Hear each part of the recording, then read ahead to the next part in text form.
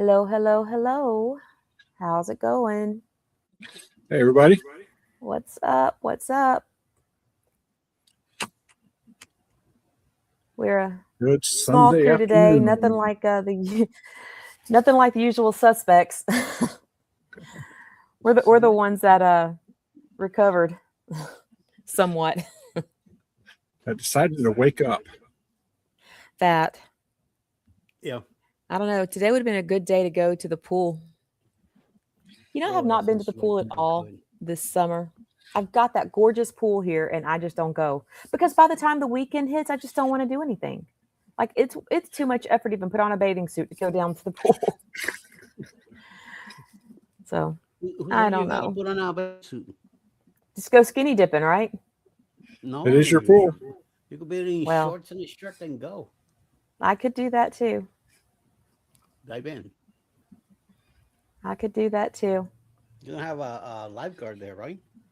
Yeah, we do have lifeguards on duty there. So, yeah. Well, no skinny dipping though. Oh no. I don't skinny dip anyway. What do they call it? Chunky dunk. I don't skinny anything. I'm a chunky dunker. Chunky dunking. See, when I lived in Miami with my roommates, with my at the time girlfriend, whoever it was, he used to come to the apartments. We used to go skinny dipping in the pool. Those were the days. Oh my God. The closest I ever came to skinny dipping was when I was a teenager, and I was out visiting my aunt and uncle, and their next door neighbor had a pool. So I was over there in their pool, and their daughter thought it'd be really funny to. This was back when I actually was small enough to feel confident wearing a two-piece, and she came up behind me and she untied the back of my top, and I quickly went looking for the top because I really didn't want to be showing all that. That's the closest I've ever come to skinny dipping, and also the last time I swam with her. Yeah, I bet. Okay. Yeah, I'm not about that life. I like to keep things covered.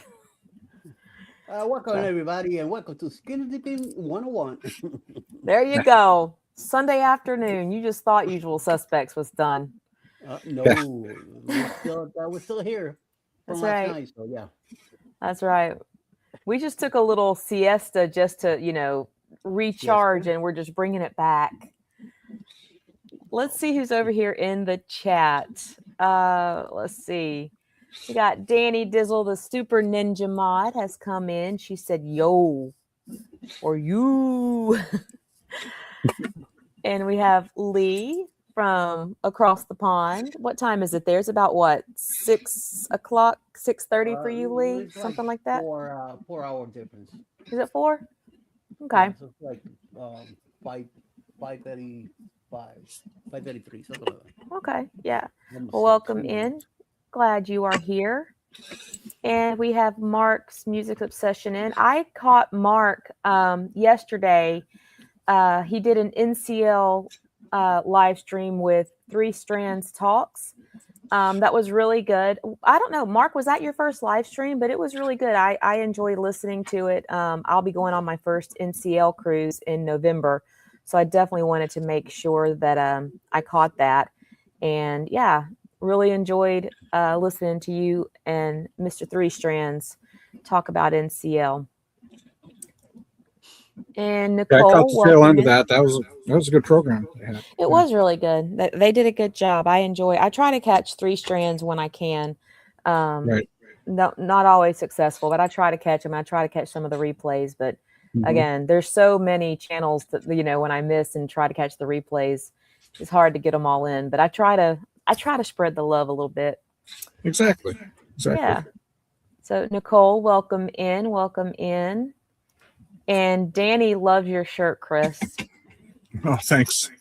It's my Eminem shirt I got in Las Vegas. Eminem.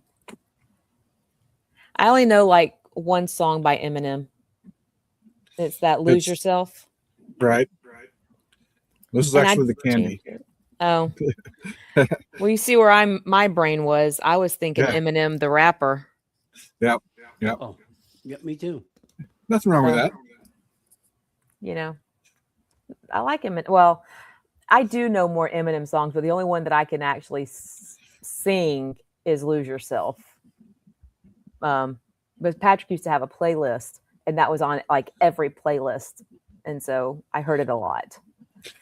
The one that always pops into my mind is Slim Shady whenever I hear Eminem. Yes, That was that probably one too. one of the first ones. Yeah. That one too.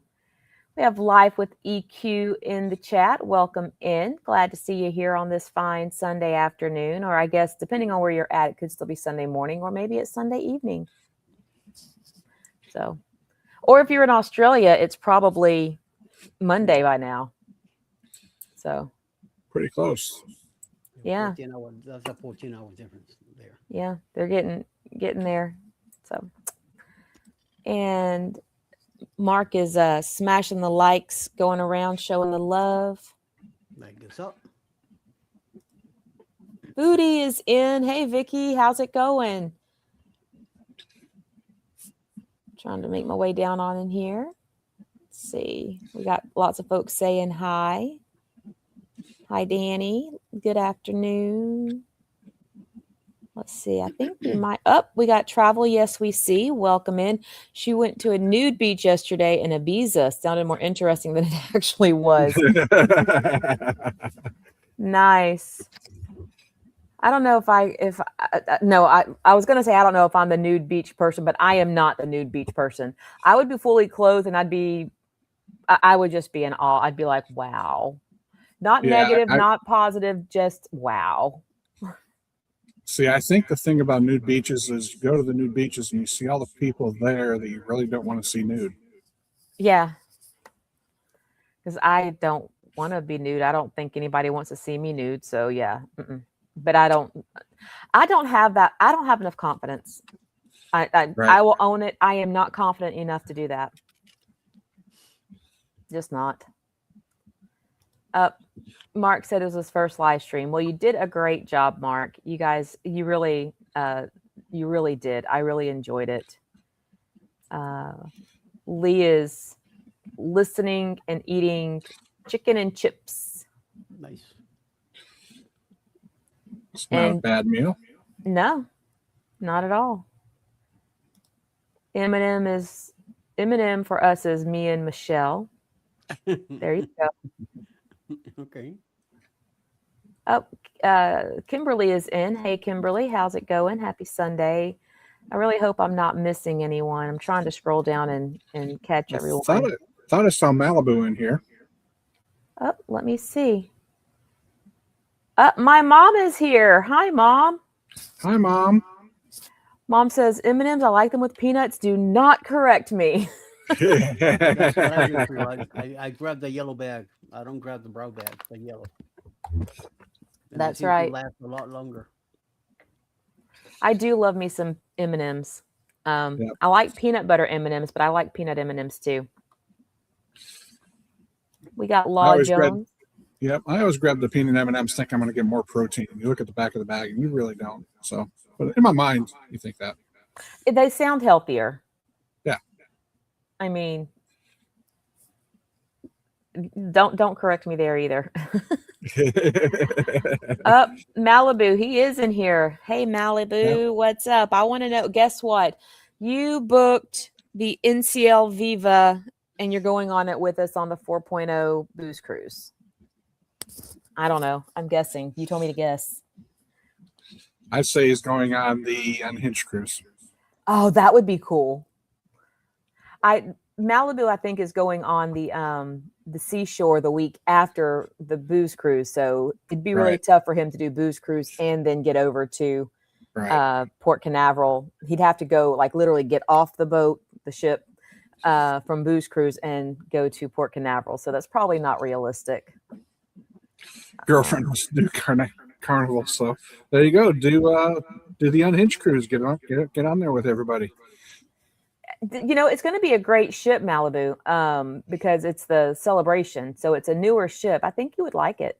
I did Mardi Gras, and Celebration and Mardi Gras are very similar. So, well, I think I'm down to the bottom of the chat just about. Up, Will just popped in there. Hey, Will G, how's it going? All right. So, yeah.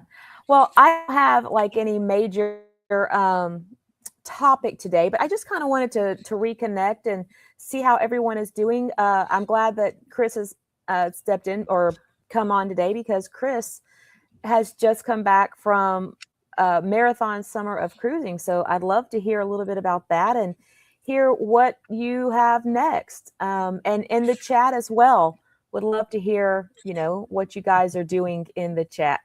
What are you doing next? Malibu said he's going to do Celebration or Jubilee. Yeah. There you go. Both great cruises, I think. So, Well, with my marathon and cruising, I started off this summer with going on a 9-day out of Baltimore to Bermuda. And then we also stopped at Nassau and Coco Cay. And in Nassau, I actually did the Royal Beach Club for the first time, which was kind of nice for Royal Caribbean's new island. I didn't know if I'd like it or not, but we went to the chill pool, and it was kind of chill in there. I mean, the family pool was definitely a lot busier, and the DJ pool where they had all the loud music was a lot busier. But we had a bartender there who was a young kid, just kept on coming around. Hey, you want to try a new shot? Want to try a new shot? And that was a downfall of me because, Because yes. Yeah, for me to say no to a free shot, I was like, we had the drink package anyway, so they're all included. But it was good for the Royal Beach Club. I wasn't sure if I was going to like it, paying that much for an excursion, on a Royal Caribbean ship. But yeah, it was a very good club. And Bermuda, our day was kind of messed up because we didn't get there until the afternoon, and then we left right around noonish the next day. So it was technically an overnight, but we really didn't have a whole lot of time there. So we got off the ship the first day, walked around the port, saw a few things that way, and then that next day we didn't even get off the ship. So it was a very nice trip. And sailing out of Baltimore, if anybody's ever done that, or if you've never done that, that's a cute little port. And I think it's been selected as, the fan favorite port, especially by locals. And when you do go out of Baltimore, you are going to have a lot of locals, because it seemed like I could probably count on one hand of people who actually flown in from that trip, and Granted Vision's a smaller ship, but yeah, there were tons of locals, driving in from Pennsylvania and everywhere else from all along the East Coast. So great trip, great ship. I think Bill right now is on the ship, and I think he's probably getting off either today or tomorrow. So interesting to find out. But he said he was enjoying the ship, so it was good. But that was a nice 9-day cruise, and it was really fun.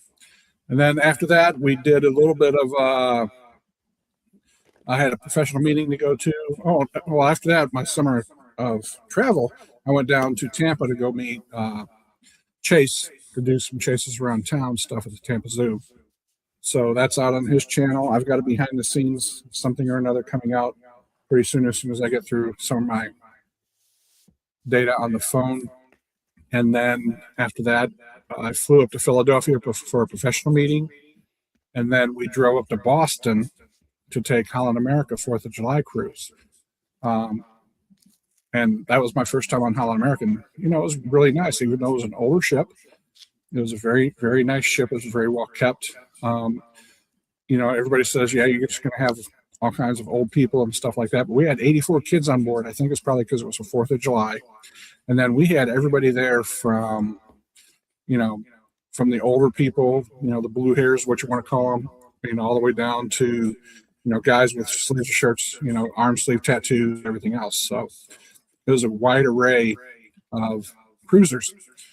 And, that cruise did not go off as Holland America had planned, because I had storms come through Boston. We were supposed to be right in the Boston Harbor for the fireworks.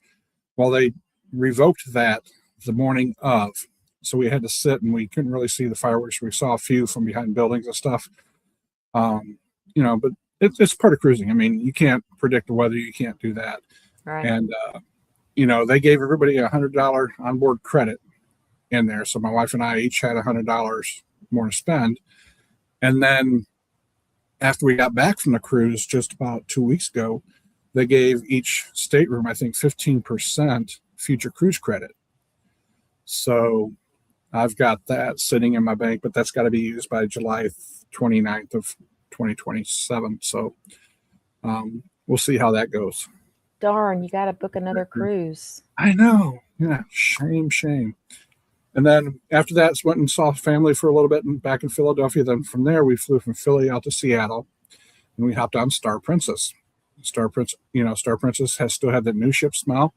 As I was getting on the ship, Nellie was actually getting off the ship, so I got a chance to meet Nellie and Haley as they were leaving the ship. And then Mike the Naughty Cruiser was there too. I guess that's who Nellie was sailing with. And we went up to Alaska, and that was my first Alaskan cruise. So that was a lot of fun. And Star Princess is a beautiful ship. I think there are some design flaws, so I can kind of see why they're not building any more Sphere class ships, especially when it comes to mobility scooters. Because on our floor, if they had their cleaning carts out, it was very challenging for me to pass. That's how narrow the hallways were. And then even to get to some of the restaurants, like to go to Love by Brito, you actually had to walk through the Haven to get there. So if you had a Haven, suite, you had these people walking past all the time, or even to even go out to the wake bar. You had to have people go through and stuff like that. But I think Star is a very good warm weather ship.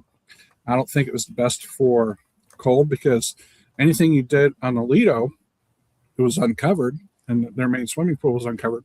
Yeah, they did have a mini solarium, but they always had activities and stuff going on during the day, so it was always covered up by a DJ. So you really couldn't use that indoor solarium pool a whole lot. But the crew I definitely think Star Princess, they've got, it's their largest ship in the fleet, and I don't think they have it staffed as well as it could be. Because you could really see it on the workers that they were overworked. They tried to hide it as much as they could, but Nelly said he didn't have very good service, but we had pretty decent service on there. But we don't, we find a place that we're comfortable with, and we kind of stick around there and do that. But going back to the Lido deck, why I don't think it's a good cold weather ship. They've got 4 restaurants out there in the Lido deck. They've got a salad bar, a pizza place, a burger joint, and a taco place. And all 4 of them had great food. But by the time you got your food and you got to somewhere where it was warm, your food was already cold, because you had the cold breeze coming in off there. I mean, it was uncovered and unexposed. I mean, if you're in 70-degree weather, like we had our first day in Ketchikan, it wasn't bad, but it was, you didn't get warm food, and it was coming fresh off the grill. So, there's no reason why it shouldn't have been. But going up to Alaska, it was very good. Unless we get invited to go on another Alaska trip, it was very expensive. We'd probably go with friends. In Ketchikan, we saw the Lumberjack show. It was a very good show. Lasted about 45 minutes. That was a lot of fun.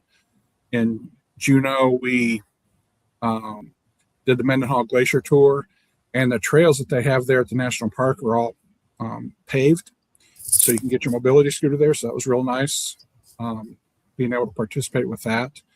And they had an accessible bus for me to be able to use, which was very nice. And then in Skagway, we did the White Pass Rail, which was really nice. So, and we went and visited the town of Skagway too. So it was a very good show. So it was a good summer. And then during the summer, I had a chance to meet DC from Cruise Tubers. Met them in Philadelphia. When on the Holland America trip, we did an overnight in New York, and I got the chance to meet Paul from Travels with P&B, which is amazing. And then right before we came home, I had a chance to meet Chris and Liz from Carnival Cruise Addicts. Because they were flying in for their cruise, and we actually spent an afternoon with them. So that was a good time. So yeah, it was a good summer. It sounds like Very it. blessed. We were all living vicariously through you with all of your travels. And Um, with Chris and Liz, I thought you were gonna go, on their cruise too. I'm like, what the hell?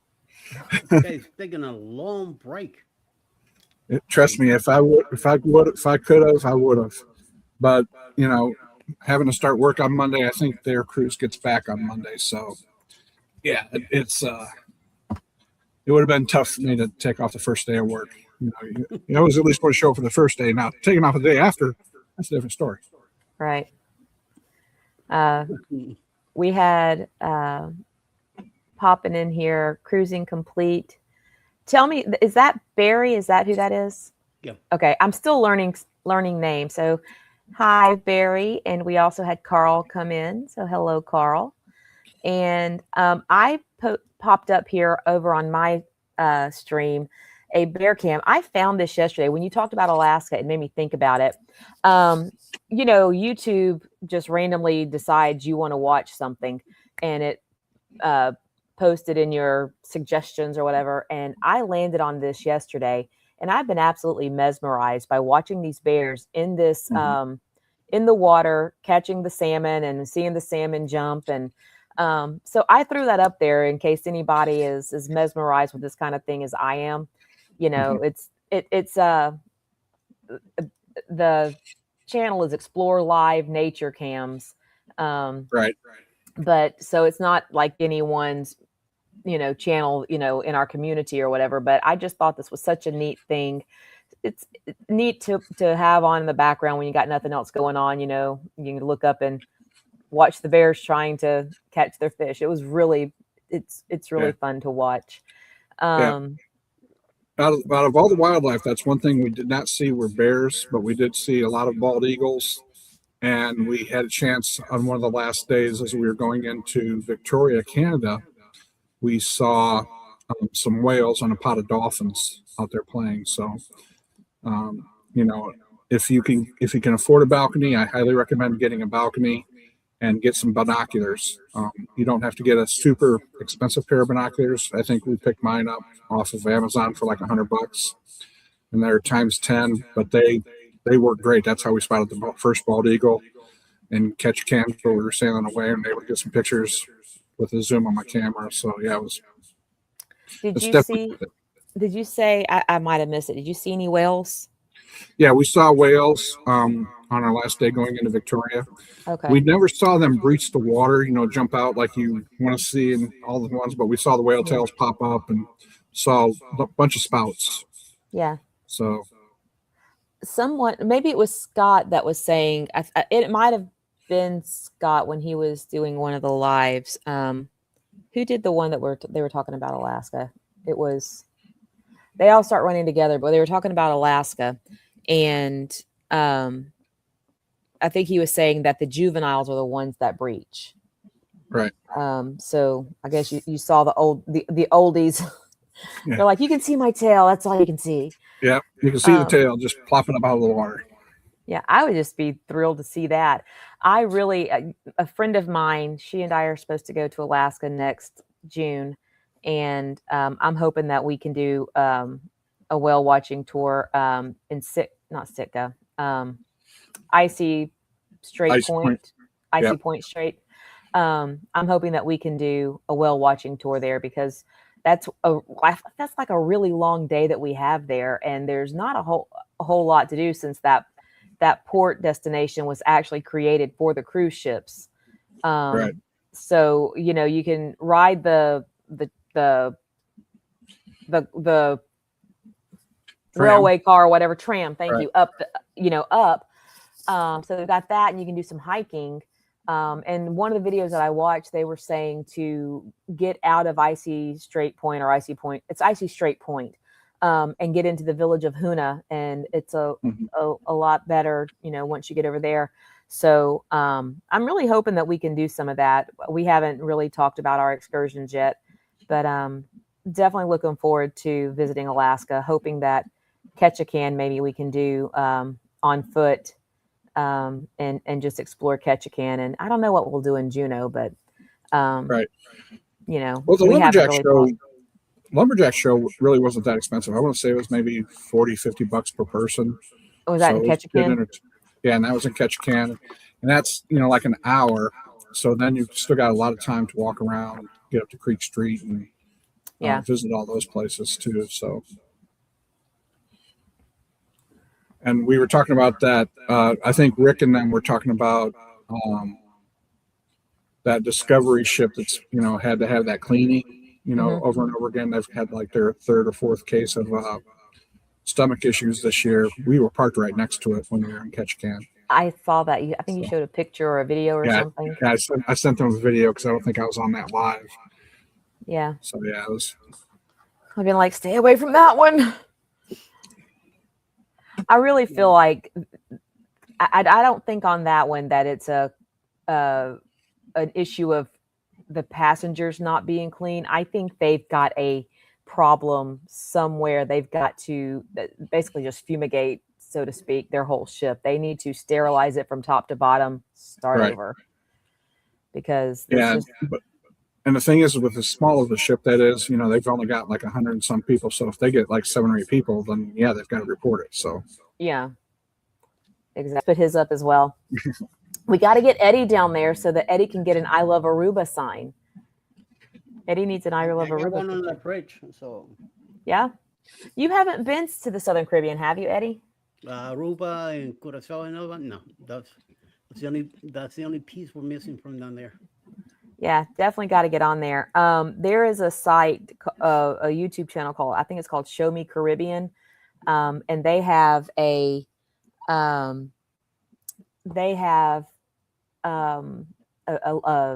cam that is in Curacao, and it's just set right there at the Queen Emma Bridge. That's the pontoon bridge that opens and closes.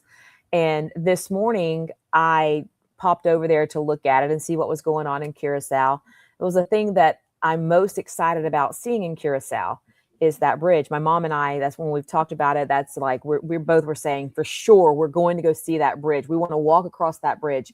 And I want you to know that they have taken the bridge apart, and they have removed it. It's going to be out of service from today until September 25th for maintenance. So really, no bridge. I told Patrick about it, and he was like, I guess you have to book another cruise. I'm like, dang. So are they just doing a shuttle service to get people over there? Yeah, they're just doing the ferry back and forth.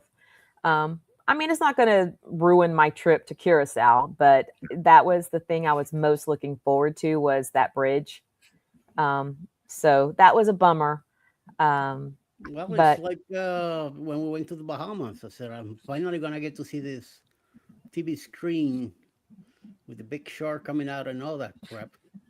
We get to that, and guess what? It's broke. So, yep. Big flag screen. So I'm like, yeah. Oh, this is nice. What's the sharky that's supposed to scare the crap out of me? Yeah. Oh, well. Yeah, that 3D screen there in Nassau is pretty cool when it works. First time we were there, it worked perfectly. It looked like it was brand new. Second time we were there were panels missing out of it that weren't showing up. So kind of took away from the effect.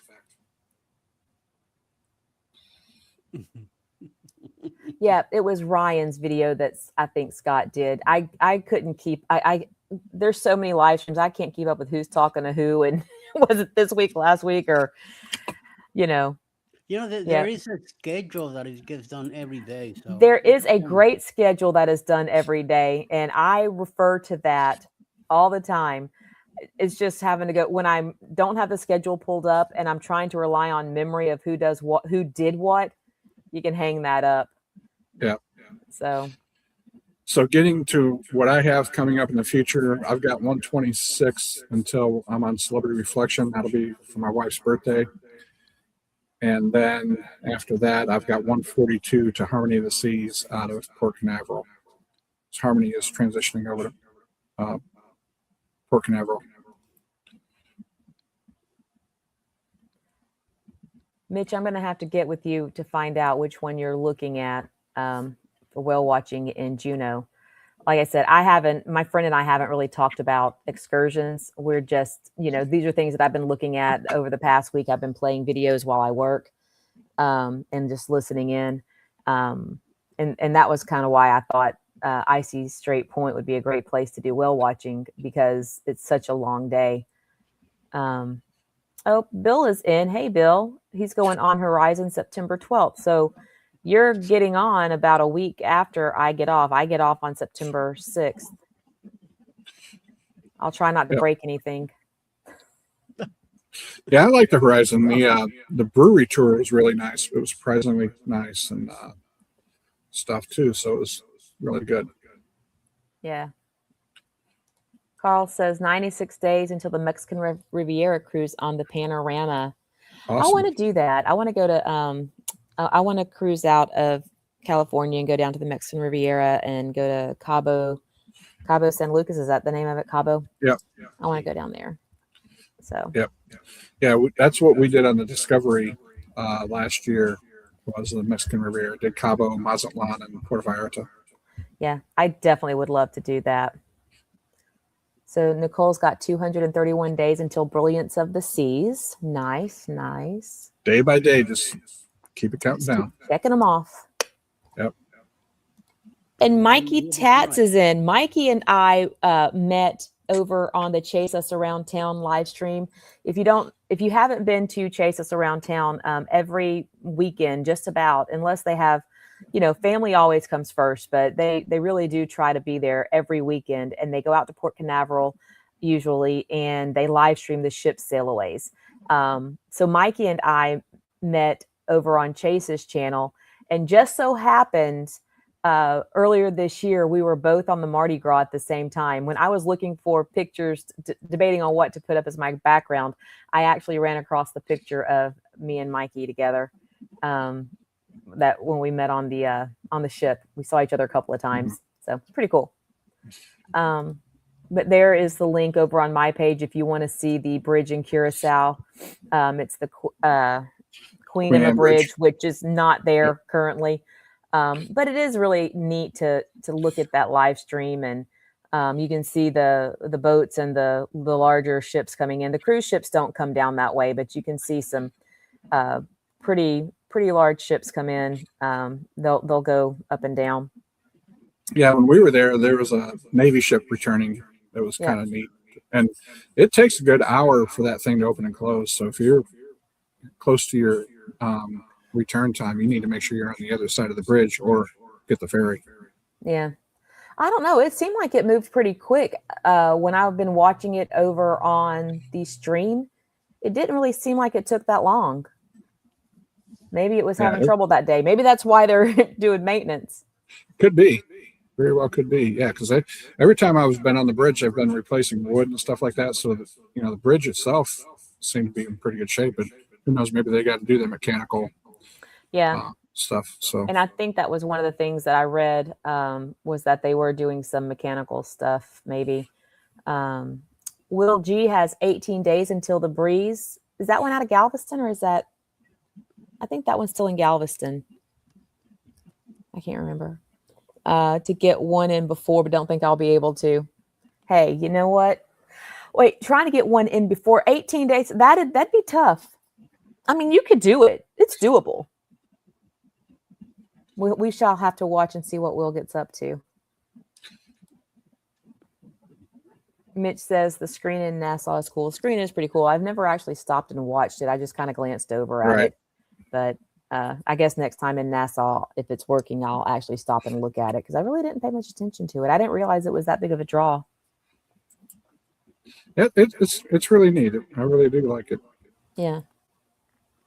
Linda Montemayor is in. Hello. Just scrolling through the chat here. Mitch says the one we're looking at is Wilderness Whale Watching and then go to Mendenhall Glacier. Oh, that'd be really cool.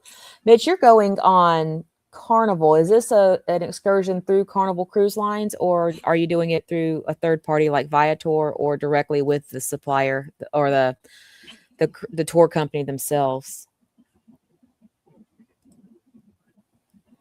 Will G did their whale watching tour with Juno Tours. Okay. I definitely will have to look into this a lot more. I'll have to go back to my chat later and write all these things down so I can get with my friend Sarah. Let's see. Danny's given the link to Chase Us Around Town. Thank you so much, Danny. Carl, we also have La Paz on our itinerary. Nice. And scrolling through, yep, it's out of Galveston. Mm-hmm. And folks are saying hello. We got Finding Donna. Welcome in. Glad you're here. Yeah, he says it's through the carnival excursions. So I would have to find something similar, which I'm sure they exist. We're doing ours through Princess, so I'm sure that Princess has something. And if Princess doesn't have something, I can find something on Viator. So yeah, really exciting.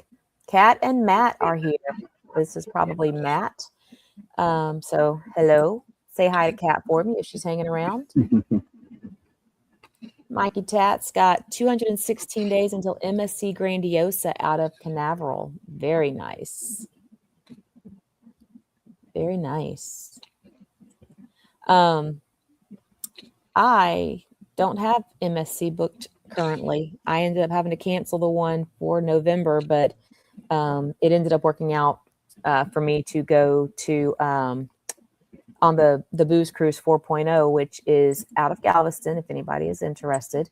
It's out of Galveston on the Norwegian Viva, NCL Viva, on October 31st. So, if you're looking, there's tons of travel agents you can book through. You can book through the cruise line themselves or contact them to get booked, but we'd love to have you on there. So Matt says that Kat is she's still packing, so she's not hanging around right now. They have 6 days until their next cruise on Mariner of the Seas. Very nice, very nice. I look forward to seeing the video. Where does Mariner of the Seas take you guys? Where are y'all going? So Eddie, your next cruise is the NCL Viva, right? Where are you? Right here. Yes. On 89 days. 89 days. Yes. Then after that, the Unhinged, which is 195, not too bad. Then after that, we have the Star Princess, October 31st, 2027 for the 5.0. After that, maybe not the festival, January 22nd, which I don't think it's gonna happen.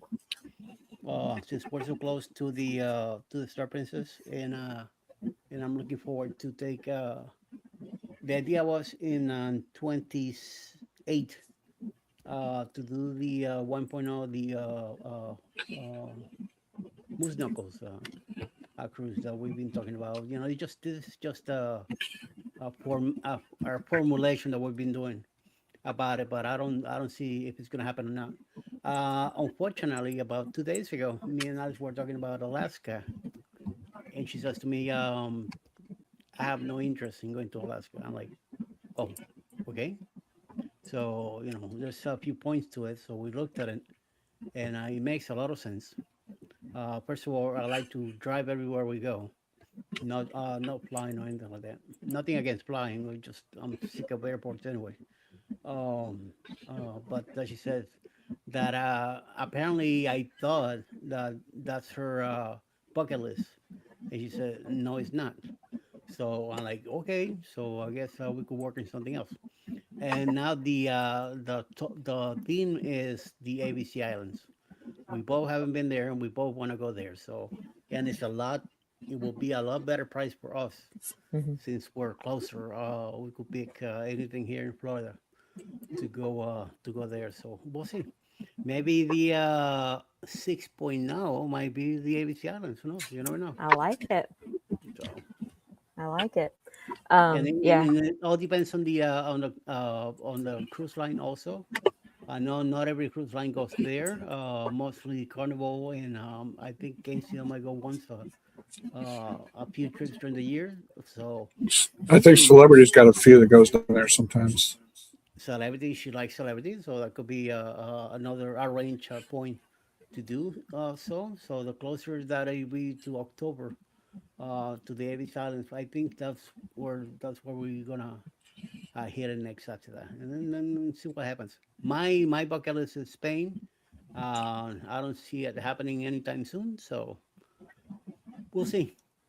But the Caribbean, I don't mind. I don't have a problem going to the Caribbean at all. No, thank you. Yeah, yeah. Celebrity's nice. I've been on a few of their ships. I'm going on, like I said, I'm going on Reflection here in early December, and then Reflection is actually going to get renewed in January and February of 2027, and then I've got a back to back on Reflection in June. So it's going to be nice to see what it looks like right before it goes in, and then what it's going to look like when it comes out. Yeah. We've been on the Celebrity Eclipse. It's the only celebrity we've done, and for our 18th wedding anniversary, and it was excellent. We spent 3 days in Bermuda, which I always wanted to go to Bermuda, and I always said to Alice, if we ever go, I want to be there for the 3 days that it stays. I don't want to go for one day and leave the next day. No, no, no. I want to go the 3 days, and we did. And I'm telling you, I freaking loved it. So I am definitely looking forward to it. The only advice I will give you is if you take the ferry, stick to it. Don't get on one of those buses coming back. Let's say from Hamilton back to the dockyard, unless you're ready to fly and tie yourself up to the sea because uh, they drive like nuts over there. So Like, and they take those curves very tight. Oh my god! I filmed that and all you see the camera's going like this because it was like whoa whoa, and I'm like holding on to live and stuff. Like lady, please slow down. Mm-mm. Well, I'm on a schedule. I'm like, oh, you bumbleclad, you. You're gonna kill me back here. Right. Hopefully that So no. schedule doesn't get us all killed, right? Yeah. yeah, So ferry going, take the ferry back again. It'd be a lot nicer. You don't get to see the city, the town, or whatever, but I mean, it is a safe ride compared to the bus. Oh my God, no, never but again. you can take the ferry over to Hamilton, and that's kind of where Yeah, a lot of stuff happens too. So you yeah, get out of the port. that's what we did. We went over there on the ferry. Coming back, I said, oh, let's give it a shot at the bus and see how the drive here and stuff like that. Wow, boy, the moment we left the station, I regretted. I said, this is not gonna be good. So Yeah, no, never again. What the hell? This is for you, We Eddie. got a whole week to go, and that quit it, quit it. We're It going to doesn't see Lee, we'll some work. see you crazy later, buddy. driving on the NCL. Yep, Leah's heading out, it looks like. Have a great evening over there. We'll see you around the streams. Take your law. So, that's yeah, a I whole was different. That's a whole different thing. chasing trains, getting videos, and I'm looking forward to videoing these crazy fools when they get out there. And I'm using fools, the term, it's an endearment when they get out on the NCL Viva on that racetrack and they see who's going to win. There's a lot Oh, of smack hello, talking. hello. Yeah. You're looking at the winner right here already, so don't worry about it. Just go and enjoy it and scream all you want, but it's I already got the cup and the flag with me, so Yep. Linda asked a question on you canceling cruises. Does that end up costing a lot of money? It depends. I've canceled a couple. One of them, I had bought the cancel for any reason insurance on it. And so I actually was able to get back my non-refundable deposit minus a little bit of their, for lack of a better term, it's like the deductible. I don't know what you call it, but I got that back. When I canceled with, restocking fee. was that A the restocking fee. right? Yeah, Yeah. yeah. Mm-hmm. When I canceled the MSC cruise, I had plenty of time and I had basically got all of it back. Minus, I think, maybe a very small amount. So I ended up getting everything back. They put it back. I was within that window where it didn't charge me because they have, like, if you cancel within a certain number of days, they'll keep a portion of it. But I was outside of that. I had not hit those days yet. So I was able to get everything back on the MSC. I try not to cancel, but also if I do cancel, I make sure that I'm okay with losing whatever that deposit was. So it's really great if you can find a deposit that's really low. Royal has a pretty hefty deposit. I want to say it's like $250 a person on your longer cruises. So you definitely have to be okay with losing that deposit or, sucking it up. We almost did with the unhinge. I shoot the gun, and as soon as I found out about it and who was going to be the instructor, I went ahead and booked it without checking with Alice. And then I said to myself, once she checked for payroll, she might have to work that week. Then what? So we talked about it. She says, "Guess what? I am doing payroll that week." I'm like, "Oh, crap, $400 is about to lose." And somehow she worked it out, and she's gonna get the week off. So yeah. And it depends on what type of fare you book, because some still have refundable deposits, and if you can get into a group rate, and I'm not saying book on a group cruise, but as a travel advisor, each host agency would have group rates when stuff is first released, and those offer different perks and stuff like that. And I always try to book within a group rate when I book my cruises, so it does give you a refundable deposit. But like you said, you've only got a certain number of days. I want to say it's like 90 days before the cruise. If you cancel after that, then they start taking chunks of it away. Yeah, and Royal is pretty hefty. I want to say it is $500 deposit, $250 per person. So you do really want to make sure you do have it. But definitely cruise insurance, cancel for any reason insurance is much more expensive. I've never got to cancel for any reason, because if I book a cruise, I'm pretty much going to go on it unless something crazy happens. But then typically my other cruise insurance will kick in, which I've never had to make a claim for myself yet. But on one of my cruises last year, on our cruise that we took to Aruba and Curacao last year in Cabo Rojo, which is my background picture here, my mother-in-law was supposed to join us. And actually the morning that she was leaving for the airport, she was actually getting her bag outside the house and tripped and fell down our stairs and broke her hip. So that was the first time ever having to go through the insurance process. Yep. That's the advice you have to give every freaking time. Do not leave a home without insurance. I don't care how much you think how much money it is that you put away on the side, but it's worth it. I'd rather have $200 that I paid for insurance for that trip and didn't use it than have to use insurance. I mean the whatever medical services at the ship and no insurance. You're gonna feel that for the rest of your life. So might as well spend that $100, $200 that easily, and your mind is like, let's go. Yeah. I mean, read the policy. Make sure you read the policy and know what you're getting yourself into. But just do it.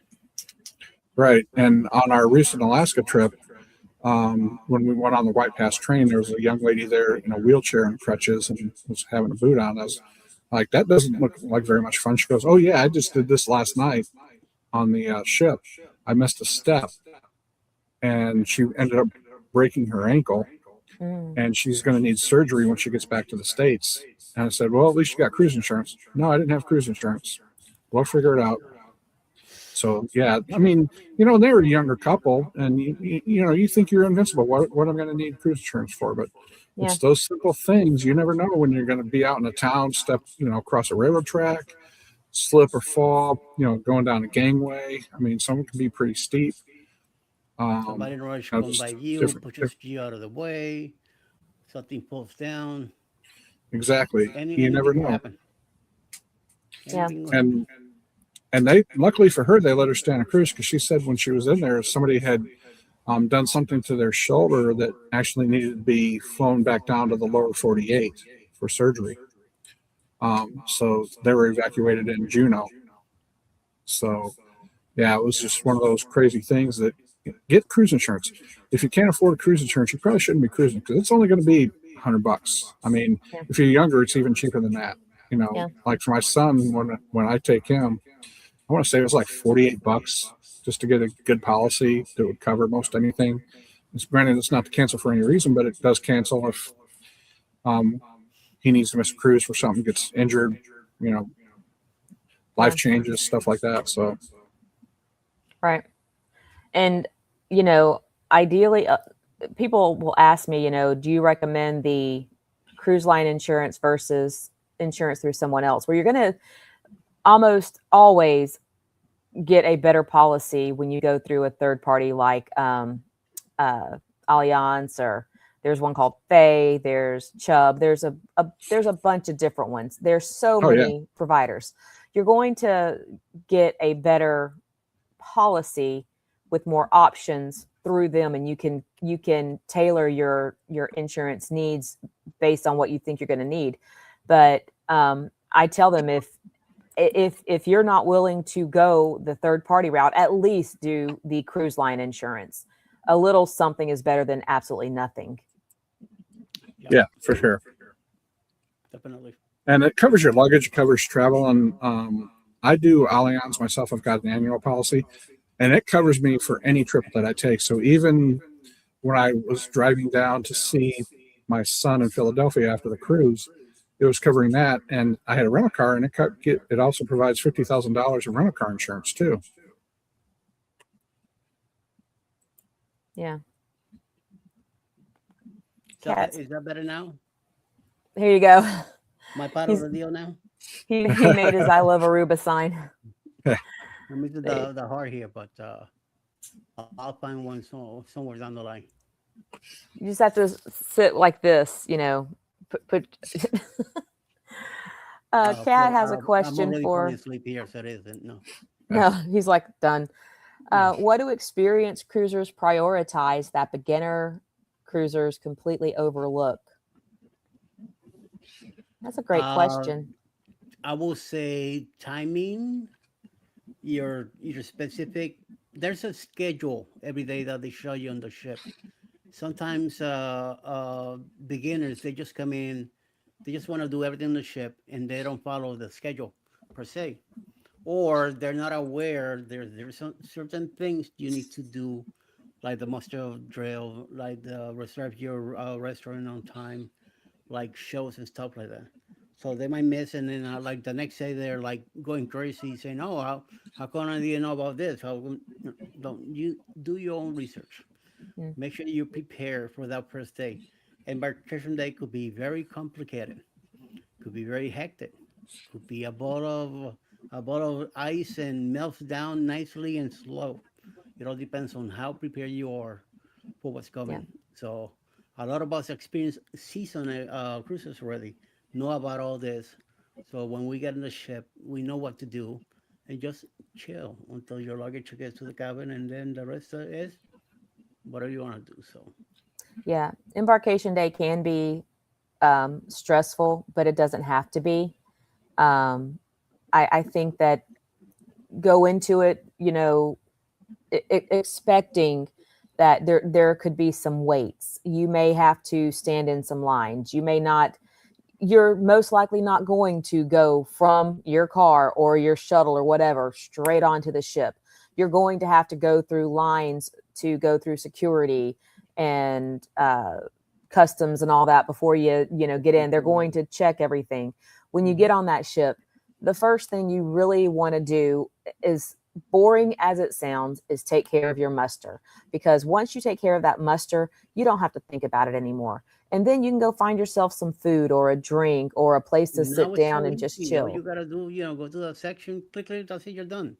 Really is. You're talking, once you find your muster, not even 5 minutes. It's such a quick thing to do. And there are people standing all over when you get on that ship. There are the crew members. All you've got to do is stop and ask someone, hey, this says my muster is at A4. Where is that at? They will point you in that direction. Yep. So you don't even have to try and learn and navigate a ship too much or even take you too. Yeah. They are very helpful. On the MSC seaside, we needed to go to another section, and the elevators were pretty packed. But the service person says, "Come on," and they got us elevator to ourselves. Went to the floor that we needed to go, and the guy made sure that we were taken care of right there. So they do, extra on the side, depending on who it is and how are you asking also. Don't go in with mouth open, I need this. It's not gonna happen.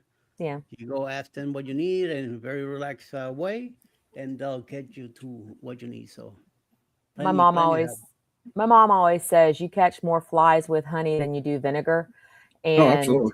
And we all get it. There are things that we're like, it's not right. Things, maybe you get to your room and your room wasn't clean to the standards you thought your room should be clean, or maybe your toilet backed up, or your luggage didn't come by 4:00 when they said your luggage would be there by 4:00. I know those things are frustrating, but just remember when you're talking to the folks at guest services, they don't have, any control over that. They're not the ones responsible for whatever that issue was, but they will bend over backwards to try to help you if it is within their possibility of being able to help you. They will bend over backwards to try to help you. Just go in there, be polite, tell them the problem. They will. Case in point, on Carnival, on Mardi Gras, somehow or other, the room that we were in, something had broken in it. I guess when they vacuumed, they didn't get it. It was like right under the bed. Nice. It was right under the bed. And just so happened, I went to go step up to the bed to lay something out or whatever, and my foot found it, and it didn't really bleed or anything, but it definitely punctured and it definitely hurt. And so I just called down to guest services, and I actually went to guest services and I showed them the piece that I found with my foot. And I said, can you please have them come and clean the room again and do a thorough job vacuuming? They were so apologetic. They were like, do you need medical care? They were bending over backwards, and it didn't even break the skin. I wasn't mad about it. Yeah, my foot kind of hurt, but I was over it. Just wanted them to go back in and clean the room again, and they did. And it was a great cruise, and we had a great time. So, just remember, some things can go wrong just on the ship, just as on land, but you catch more flies with honey than vinegar. Yep. Another thing, go ahead. Go ahead. I think one of the things that experienced cruisers do are they prioritize their travel pre and post cruise, because you have the inexperienced saying, "Oh, I'm going to fly in the morning of, because I'm not going to pay for a hotel room." Nope. You pay that extra $150 to stay in a hotel room, even if you have to stay outside of the city or something like that. Yeah. So you really want to make sure and anticipate disruptions. When I went on Enchantment of the Seas a couple of years ago, that's when the airlines had their meltdown, and all the major airlines had to shut down except for Southwest, because their system was so antiquated that they were still able to keep flying, but all the ticketing systems and everything else shut down, and we had a lot of people miss the ship, and a lot of them had to catch up with us in Cozumel. So, anticipate disruptions in your travel. That's out of your control, and the ship will not wait on you. The captains do have a little bit of leeway time, but don't count on it. But you're not on your schedule when you're in port. That ship says boarding time is at 4:30. You want to be sure you're there by 4:30. You don't want to be there at 4:45, 5:15, 5:30, because otherwise you're going to be waving at that ship as it goes by. And not only that, even though you may get to the port late, that ship may still be sitting there. But they have a time when they have to cut off boarding, because they have to turn in documentation to the authorities, their manifest and everything. So you may get there, they may say final boarding is at 4:30. You get there at 4:45 and they're going to tell you, I'm so sorry, you can't get on the ship, and there's nothing they can do. Right. But it's right there. You see that all the time. Right. Another thing, you're talking about prioritizing your travel. If you're flying in the day before, I would strongly encourage you not to take the last flight out the day before, because inevitably that's going to be when a storm comes in and that flight gets canceled and you're not able to get on a flight to get down there. So right. Go ahead and just add that day before your cruise as an extra day you need for time off from work. Take the early flight, find something to do when you get to Baltimore, Miami, Canaveral, wherever you're flying out of, Galveston. Find something to do. Enjoy the city a little bit, and you can breathe a little easier knowing that you're within 45 minutes to an hour from your cruise port, and you're going to make it the next day, as long as you don't do anything dumb. Yeah. Another thing I was going to say is know what your food options are on embarkation day, but also on the cruise. I've started hearing stories of people who did not realize that the main dining room was actually included. They thought the only food that was included was the buffet, and they were talking about how bad the food was because that's all they ate was the buffet, and they never explored. They thought they had to pay for the dining room. So know what's what included your food in fare. Know what's included in cruise fare. That. So understand that you're not going to get free soda unless you're on Disney. Understand you're not going to get that drink unless it's offered at a sail away, like who is it, Virgin Voyages gives you champagne when you first board the ship or something like that. Mm-hmm. Or Margaritaville does, I think. Yeah. Understand that you're not going to have the drink package. Understand you're limited to coffee, tea, water, milk, Kool-Aid juice, mm-hmm. whatever it is. But yeah, know what your cruise, building off of you, know what your cruise fare includes, because I've heard the same thing, and it was, I met people on the third or fourth day at a community table saying, "Oh, I thought we could only eat in a buffet," until somebody said, "Yeah, well, we're going to the main dining room tonight, and because it's lobster night or whatever it was." So how much does that cost? Yeah, nothing. It's included. Yeah, and I think the new cruisers need to anticipate when they take your order in the main dining room, they want to know what you're having for your appetizer, your main, and your dessert all at the same time. That kind of caught me off guard. And I did a lot of research before my first cruise. Yeah, I wasn't prepared for that.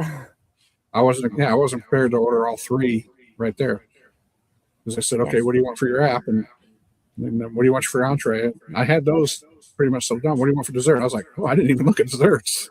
That's, on mainland, you just wait until you're done eating. And, yeah, but they want everything right then and there just so they can streamline it. Yeah, so it does make it go by a lot faster, and it helps them to be able to keep all their tables, moving. Right.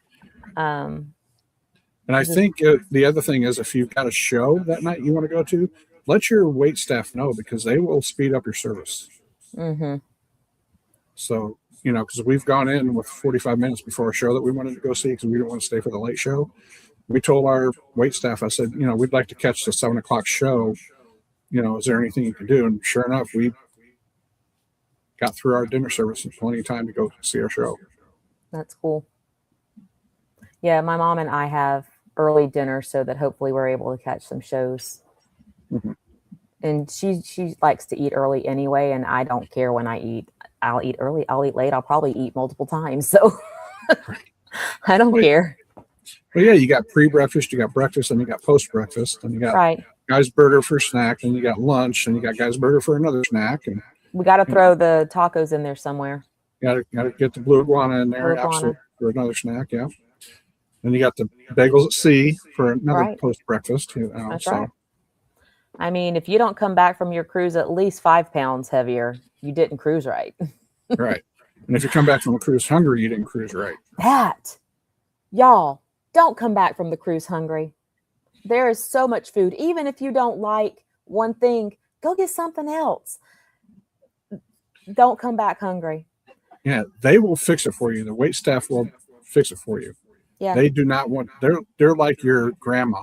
They will not let you leave that room hungry. If you don't like what you're getting, they'll bring you something else. Yeah, I went to dinner one night with my cousin. I think it was my cousin, and I just wasn't real hungry, and so I wasn't eating a whole lot. And when I tell you, they kept asking me, "Can I get you something different?" They thought I didn't like it. I said, "No, it's good. I'm just not as hungry as I thought I was." And they wanted me to have food. Like, I think that was his love language. He wanted to feed me. He wanted me to eat. And some people need to understand that you can get multiple entrees. Royal Caribbean, as of right now, they still have unlimited. I think NCL limits you to what, 2 or 3. Carnival, I think, limits you to 2 or 3 before they charge you like $5 for an extra plate. So just understand what you can get. You don't, if you want to get the fried chicken, you want to get the prime rib on the first night on Royal Caribbean, by golly, order both. If you want to get the fried chicken, prime rib, and the spaghetti bolognese, get all 3. Yeah. It's only it's cost not you unusual. $5. Yeah. $5, $8. I mean, different cruise lines have their different fares or different pricing policies, but still, it's not astronomical at all. Matt is offering his advice. The first thing to do is to get 2 pina coladas, 1 for each hand. And if you have the drink package, make sure you say you want top shelf in your drinks. So that way you're not drinking the bar liquor. Right. I'm just kind of making my way through the chat since we were deep in conversation here, seeing what we got. Matt, that is something was recently looking at the insurance with cruise doesn't cover you in port, correct? I'm not sure. Are we talking about? Some do. Like my Allianz will cover anything that happens on the ship or in port, but you just need to read the terms and conditions of the type of insurance you get. Yeah. So now, one thing with like if you get the cruise line insurance, they're not going to cover your entire trip from the time you leave your house to the time your trip is over. When you get a policy with a third party such as Allianz, especially those annual policies, a lot of that's not just going to cover you on cruises. That's going to be any travel you take. Usually, if you're 100 miles from home, that's usually when that travel policy kicks in. So if you're going to go visit family that lives 200 miles away, once you hit 100 miles from home, you're covered. So it's a really great thing to have, especially, if you travel a lot, even if it's not cruises. It's a great thing to have. Right. And if you get the cruise line policy and you do not book flights for them, if something happens on your flight, you're on your own. Right. And if you do get an individual policy from a third party, always start your policy a day or 2 before the cruise and a day or 2 after the cruise, because if something comes up, or if you come home sick from the cruise and you don't go to get treatment right away, your cruise stuff will still cover it after you get back. So, just make sure that's just a little thing, and it's not going to really cost you any extra.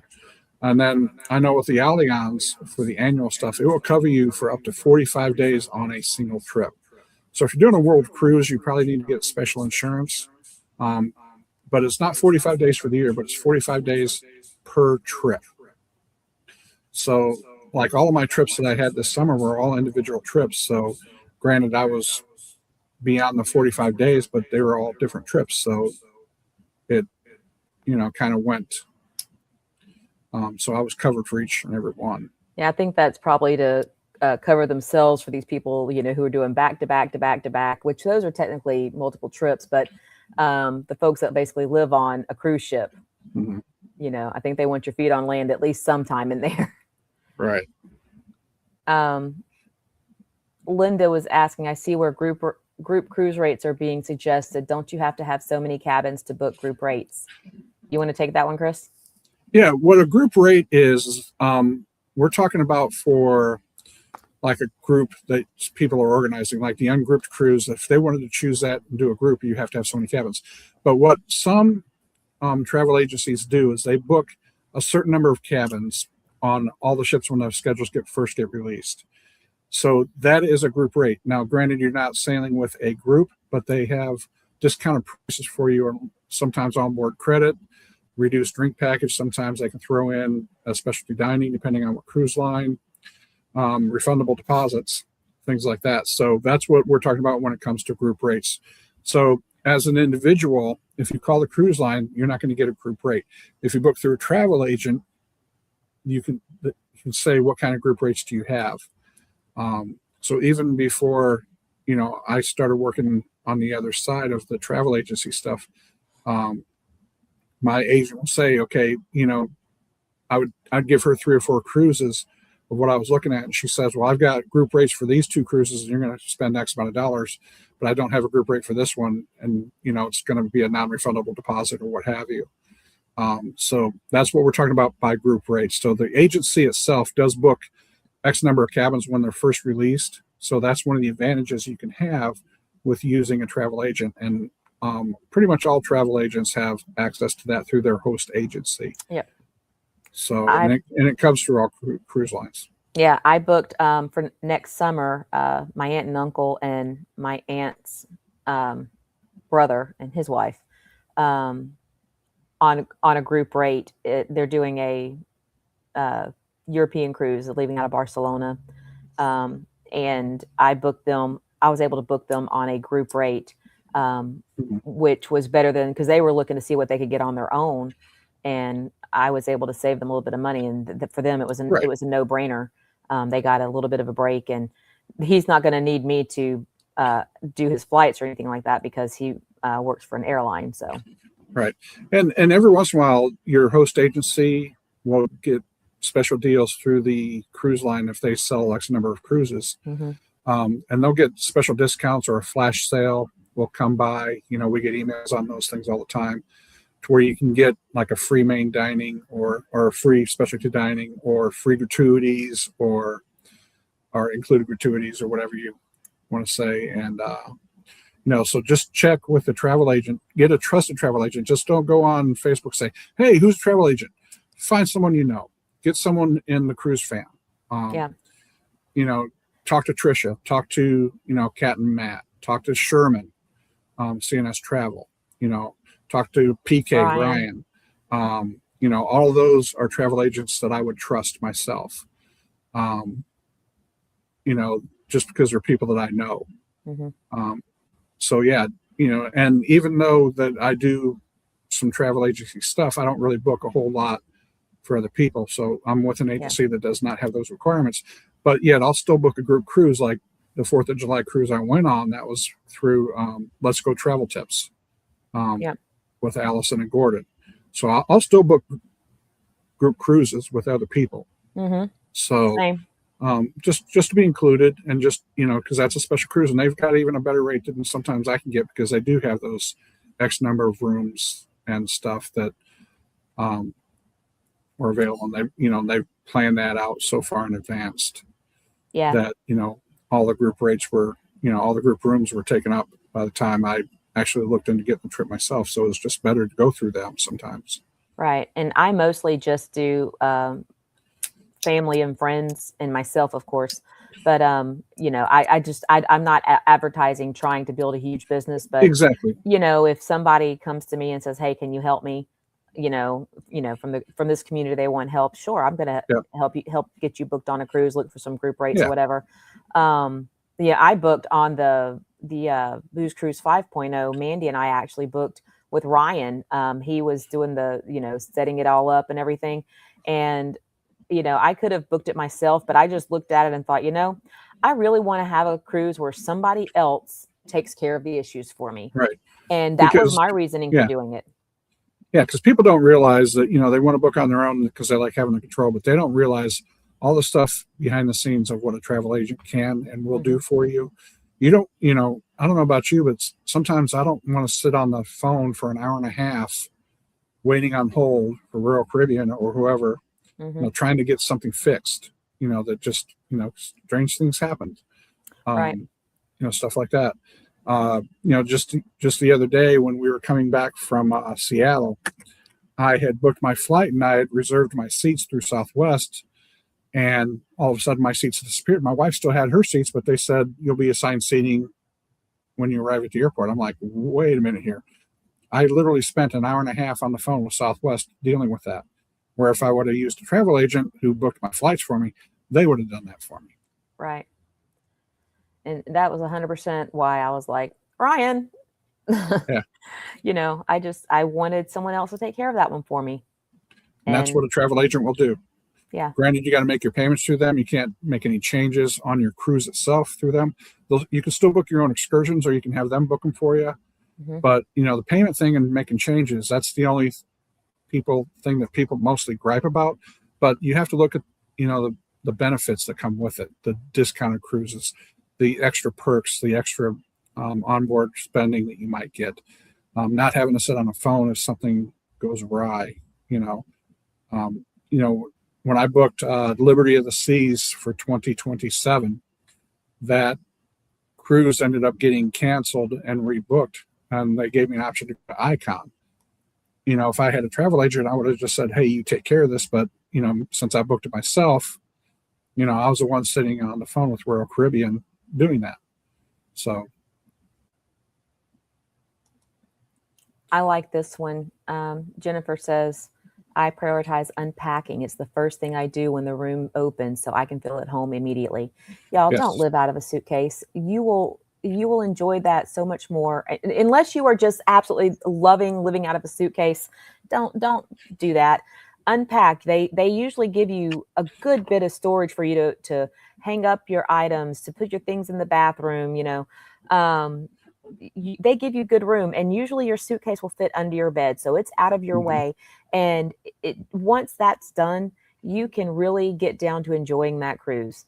I didn't believe I would enjoy it as much as I actually did. Go ahead and just getting it all done and having it. I usually leave certain things in my suitcase that I know I'll only need, maybe like if I packed extra medications or whatever, and I'll drag that out from under the bed, because there's no reason for me to, leave the Tums or the Gas X or the whatever on the counter, right, because I may not even need it. But those things that you're going to need, get them out, have them at your disposal. You'll enjoy mm-hmm. your trip so much more. For sure. Thank you guys, but I'm going to go ahead and drop off. I'm feeling a little dizzy, so. Oh no. Take care of yourself, brother. I don't know if I need sugar or something, but I'm going to go take some of my pills and hopefully close my eyes for a little bit. Yeah. Get your emergency cheese out there, Eddie. That's right. Yeah. Feel better, Eddie. Thanks for hanging out with us today. Yeah, thanks for the invite again, and everybody in the chat. Thanks for hanging out, and please give them more questions and stuff, and when we get it ready. Hopefully, I'll be back tomorrow morning at 7:30 for the morning quickie. Yep. So everybody have a good afternoon. Okay? Feel better. Bye. See you, brother. All right, so I'm going to try and make my way down here because it is going on 3 o'clock here. But I do want to try and get through the chat here, and let's see. We were like, Chris, we carry the annual policy because it covers our cruises, but also any other travel we do, like weekend trips, family, etc. Yes. It's so good to have. So Bold Lion is coming in. I don't think I know Bold Lion, but welcome in. Welcome in. Glad you're here. Scrolling on down here, there's lots of folks saying hi.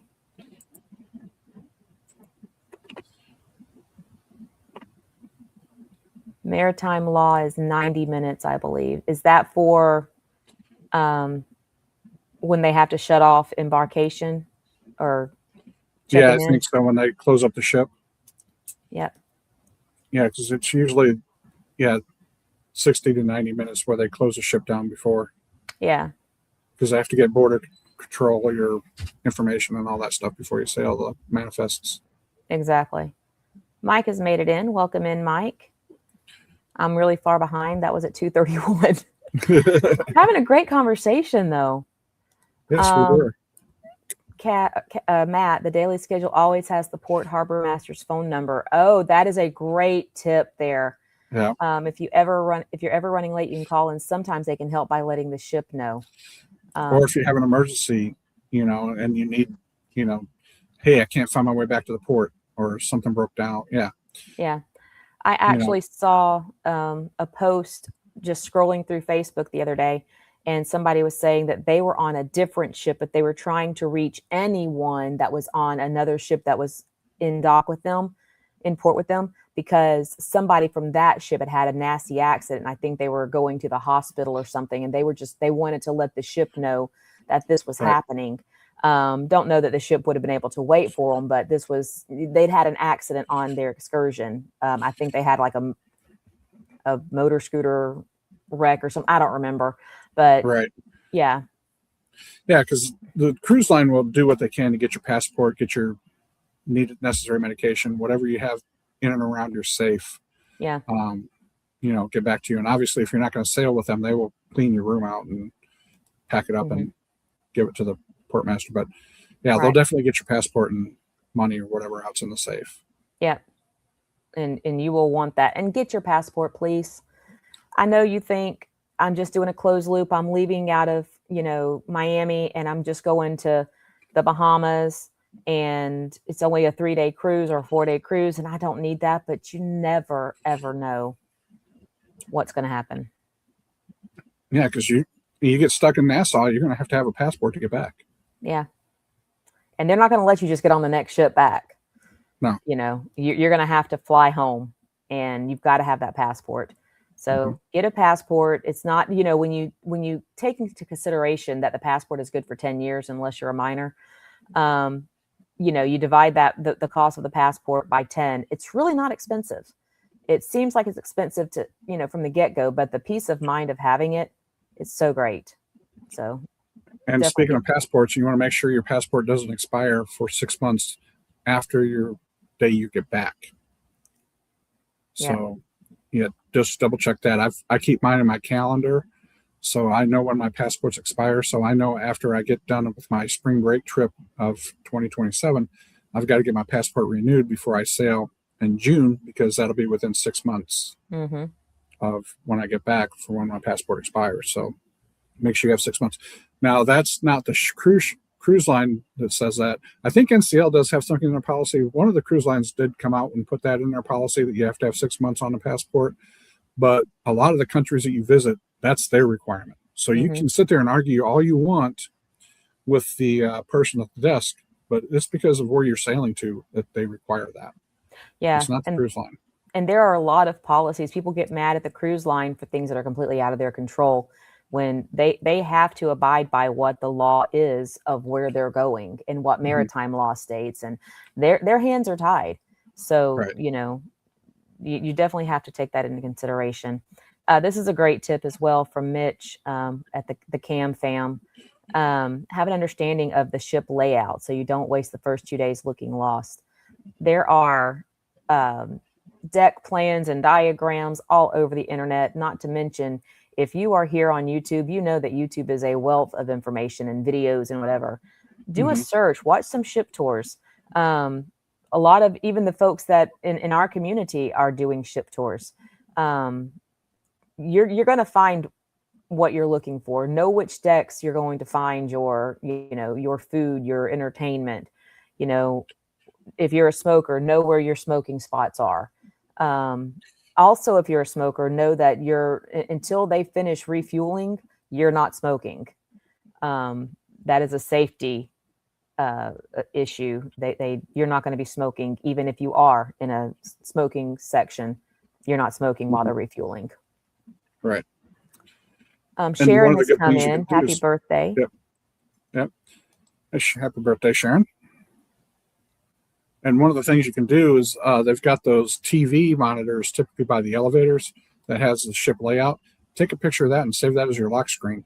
So you can just glance at your phone and say, oh, well, the buffet is on this deck and the comedy show is on this deck. So you can kind of just look at that without having to rely on a paper copy or looking it up or something like that. Yep.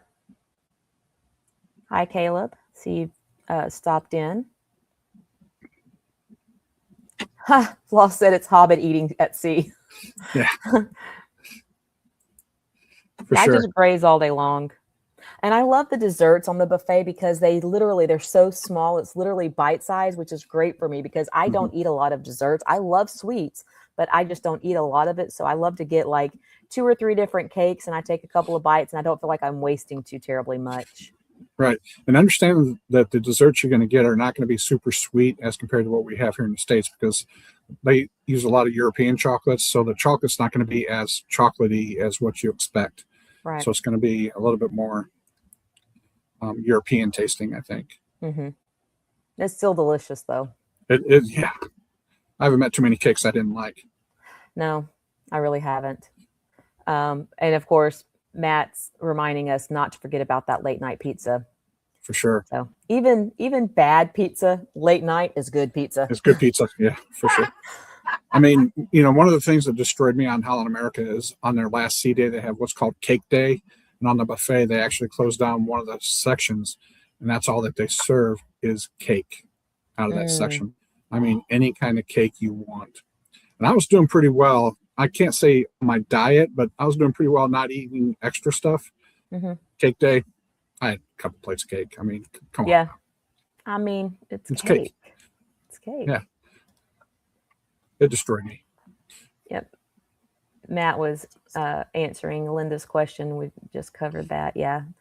So definitely, Linda, if you're not working with a travel agent, get with someone who, you know, is a travel agent. You know, like we were saying, there's plenty of them around. Get with Matt. Get with somebody who knows. Get with someone. Yeah. Yeah. They will be a wealth of knowledge, and they can definitely find you some rates. If those rates or group bookings are out there, they can definitely help you with that. And most travel agents will not charge a fee, but some will, because what they do is if you want to book with a travel agent, some travel agents will charge $100 fee.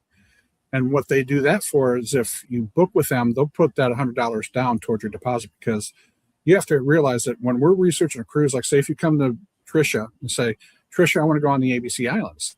She does all this legwork, puts about an hour and a half of researching in, you know, hotels, cruise line, all this other stuff.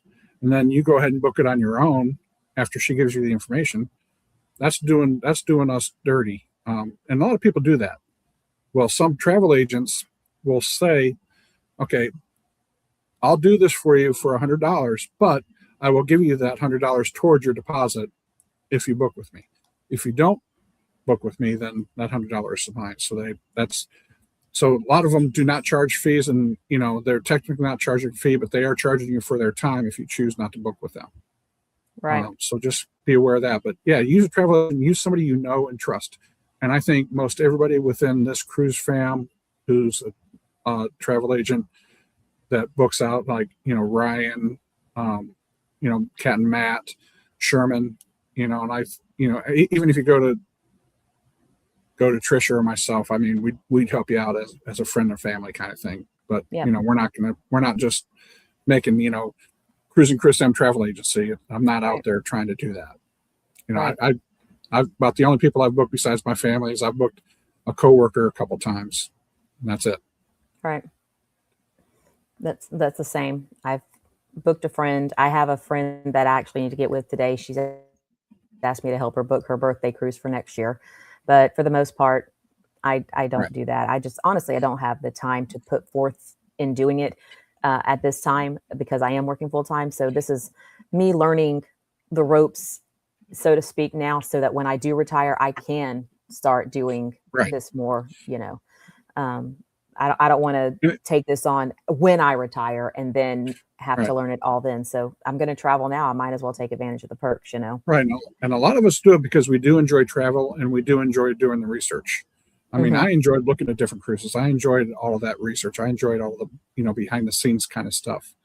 So that's why I got into it. And, you know, I was cruising so much, and it was actually the travel agent I was working with. She goes, you know, Chris, you travel so much. Have you ever thought about becoming a travel agent? And I was like, no. And she's the one that, you know, put the idea in my head. Now, granted, she's losing the business, you know, my business that I gave her, but, you know, she realized of how much I enjoyed doing stuff like that. Because I'd come to her prepared. I'd say, these are the 3 cruises I want to look at. where we're going to go. Mom is asking, I think she's left out a word. Do you know, I think she's saying, do you know if I can get Kahlua and cream made with ice cream? I don't know. I've never had that. If you get a Kahlua and cream and then go to the ice cream machine, there you go. Yeah, you could definitely go get you some soft serve and get you some Kahlua and cream and make your own. Exactly. Yeah, I don't know if you guys have ever been on, especially Carnival, because Mom and I are going on Carnival here in what I say 27 days. So excited. We're so excited. Less than a month. Heck yeah. How can you not be excited? Less than a month you I know. get to sail again. It's Mom, her last cruise was last May. That was my first cruise. That was her second cruise. But we don't count her first cruise as a cruise because she ended up working the whole thing. She took my grandmother, and that's a long story in and of itself. But that one, she just basically ended up working the entire cruise, taking care of my grandmother. And then, so we kind of count the one last May as both of our first cruises, but she hasn't been since.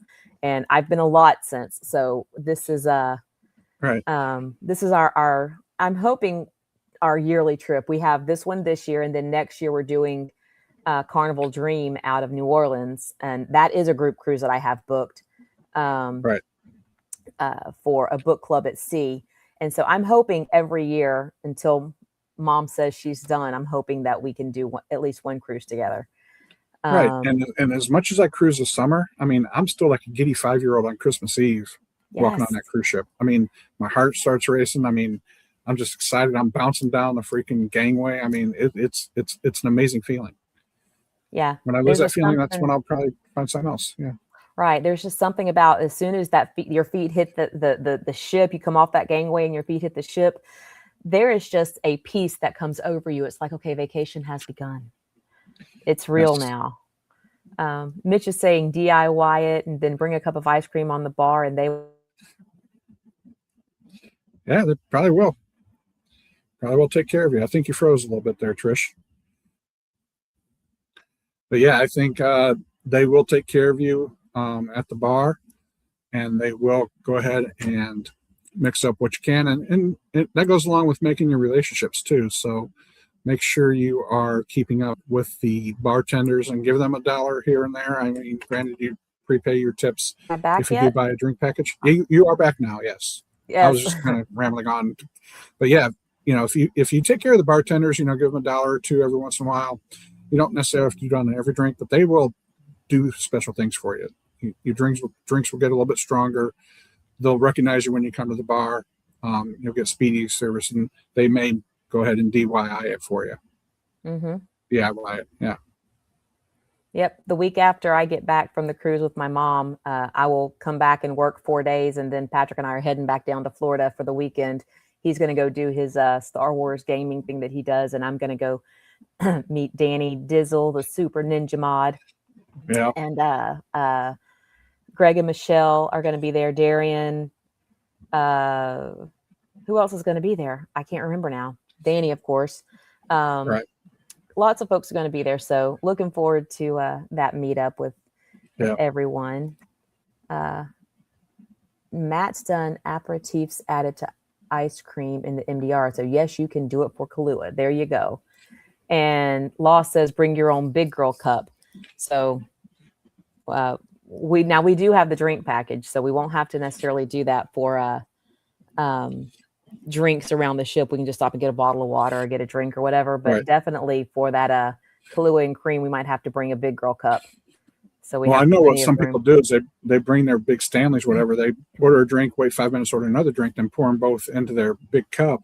So that way, when they're sitting at the pool lounge, they're not having to wait for somebody to come by and serve them. They can have uninterrupted beverages, you know, sitting next to the pool. Yep. But put a couple bills under the ice cream, and they will make you the best one. Yeah, sorry, my internet. What I'm talking about. Yeah, my internet cut out. I'm sorry. It's been doing really good, but then it just decided it wanted to crap out on me. So I apologize for that. Chet and Robin. Yeah, Chet and Robin are going to be there. So yeah. Hey, Douglas. Just saw you just came in. Several times we have brought a shot of Kahlua to Starbucks on RCL ships. Yeah. A lot of it, well, at least on Carnival, you can get your boozy coffee right there at Java Blue. They will make that for you. Right. In Royal Caribbean, if you go to Promenade Cafe, they will do that too. But if you go to like an Oasis class ship where they have the independent Starbucks location, it's just a regular Starbucks. They're not going to have the, full bar behind them to do. Right. So Kat and Matt are leaving their most important cruise advice. If you haven't already, make sure you thumbs up, give a like to the videos and these live streams. Thank you. Make your rounds, hit everybody. Me, Chris, go. Eddie's is still streaming, even though he's not here. Go on over there and make sure you give everybody a thumbs up, like the stream. So we are going to wrap it up here soon. I'm trying to get down here to the bottom because it is after 3:00 now. But Mitch says the tumbler is the way to go. We have tumblers. My mom makes some tumblers and swag and stuff. So bring lots of dollar bills and you will never have to look for servers. This is true. Yes, true. We're going on the Horizon, Carnival Horizon, out of Miami. And I think this is our last one here. We usually bring insulated coffee cups that also hold cold drinks that don't leak. So I'll grab a drink at the pool and dump it in. Or Matt brings the cup down to get coffee for me and keeps hot. Very cool. Yeah, definitely. Yeah.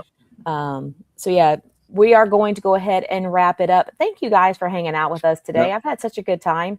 Chris, thank you as always. It's good to appreciate it. Check in with you, and we will definitely be chatting again, I know, and looking forward to seeing your content. I know you've got lots of content to work on. You've been doing it as you've been cruising. I've been seeing the stuff you've been putting out. So I'm trying to do day by day. So yeah, slowly get there.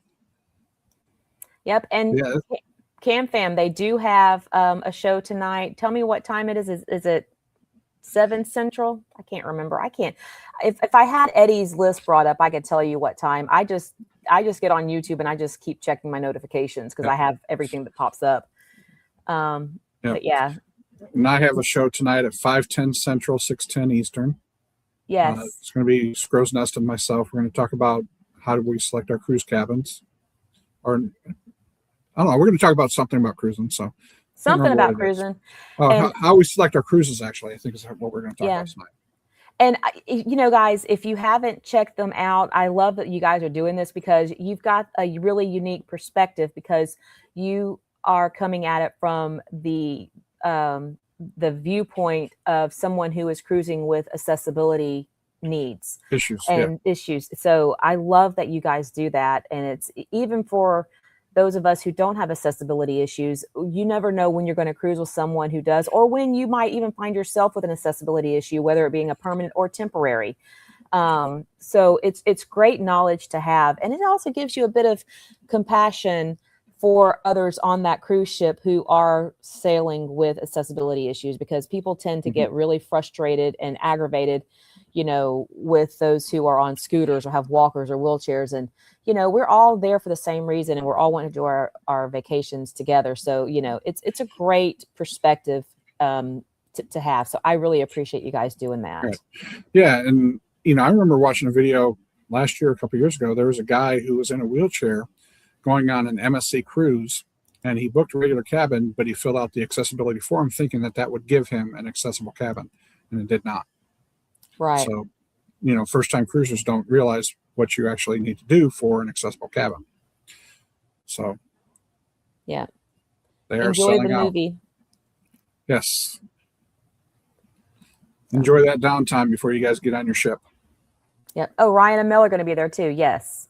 So yeah, my brain is just not fun. It's all the margaritas I drank last night.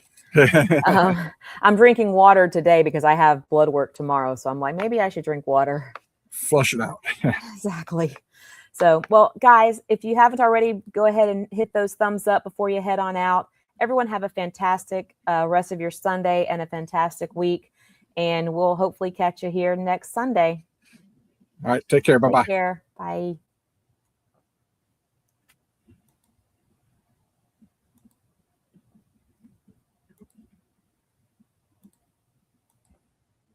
Got to do this in the right order.